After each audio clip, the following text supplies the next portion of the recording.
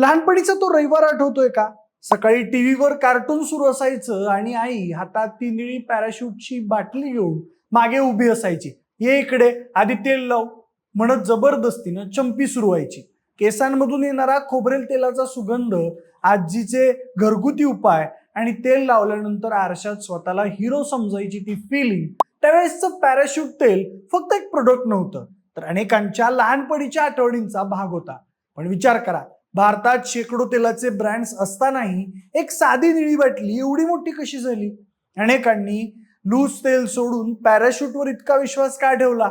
आणि आज social media आणि मॉडर्न ब्रँडच्या काळातही पॅराशूट अजून बाजारात टिकून कसं आहे?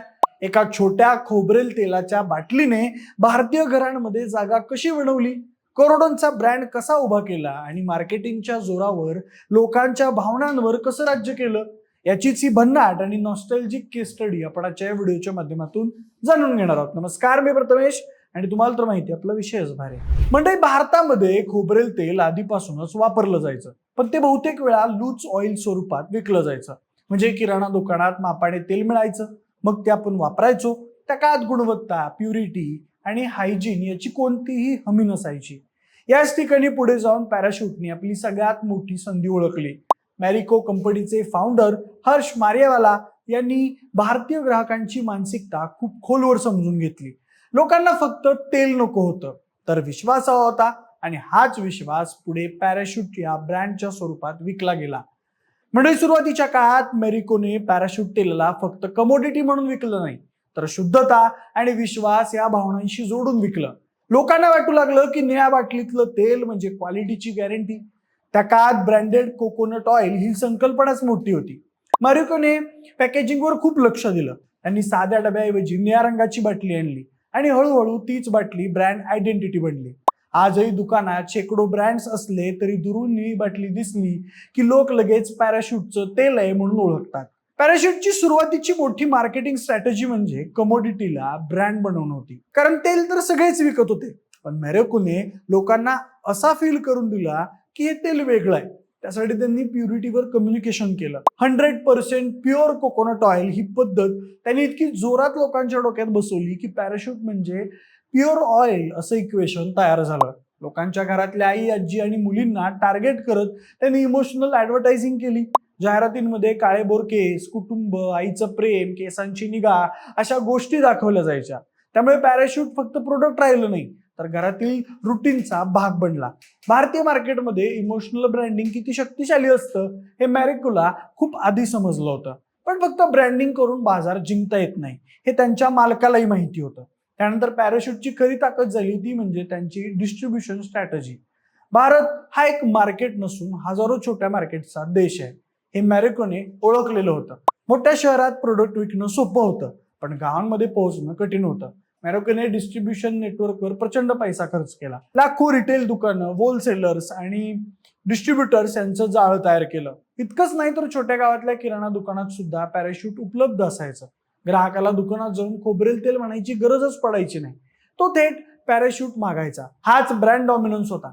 त्यासोबतच पॅराशूटच्या ग्रोथ मधली जिनियस स्ट्रॅटेजी म्हणजे तेलाचे छोटे पॅकेट्स. त्या काळात गरीब आणि मध्यमवर्गीय ग्राहक मोठी बाटली घेऊ शकत नव्हते. त्यामुळे हर्ष मारियावाला यांनी छोट्या दुकानांशी बोलताना हे समजून घेतलं की लोकांना एकदम मोठी बाटली घेणं परवडत नाही. मग मॅरिकोने छोट्या किमतीत छोटे छोटे पॅकेट्स लॉन्च केले. 1 रुपया, 2 रुपया. यामुळे गरीब ग्राहकही ब्रँडेड ऑइल वापरू लागले.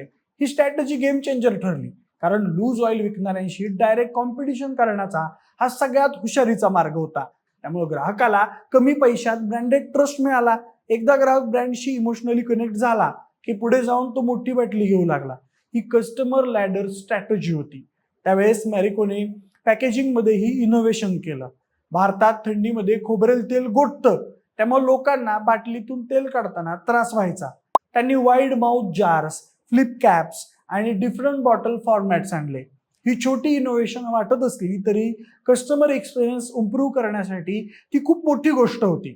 लोकांना प्रोडक्ट वापरणं सोपं वाटलं आणि त्यांची त्यासोबत लॉयल्टी पण वाढली. पॅराशूटचं मार्केटिंग फक्त टीव्ही ऍड्सवर अवलंबून नव्हतं. त्यांनी रिजनल मार्केटिंगवर खूप काम केलं. दक्षिण भारतात कोकोनट ऑइल रोजच्या आयुष्याचा भाग आहे, तर उत्तर भारतात हेअर केअर म्हणून त्याचा वापर जास्त होतो.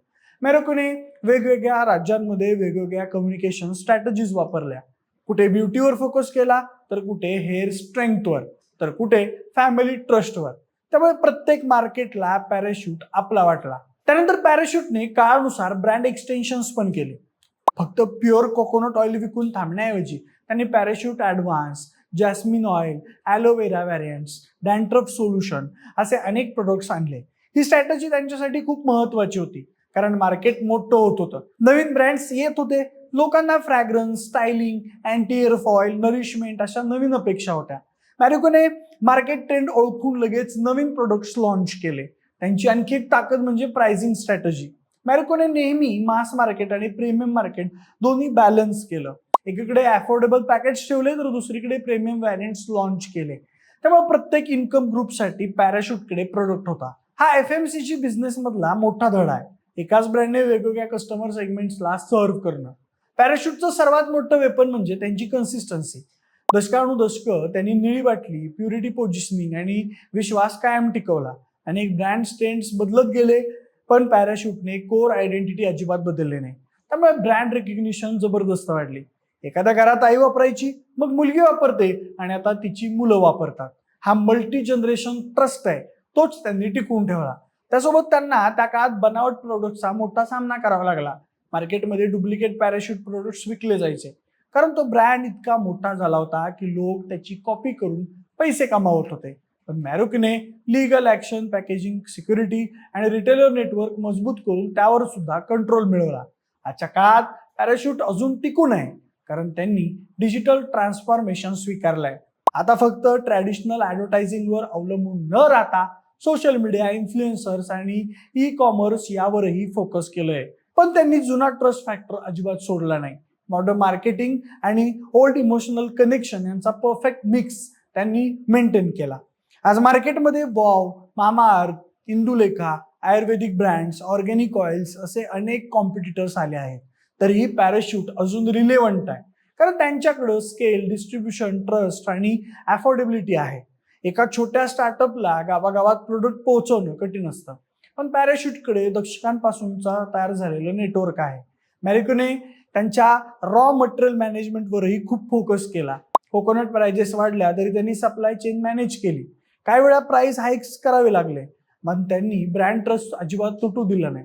बाकी पॅराशूटची स्टोरी फक्त ही तेलाची स्टोरी नाही आहे, ही भारतीय कंझ्युमर सायकोलॉजी समजून घेण्याची एक चांगली स्टोरी आहे. लोकांना काय हवं असतं?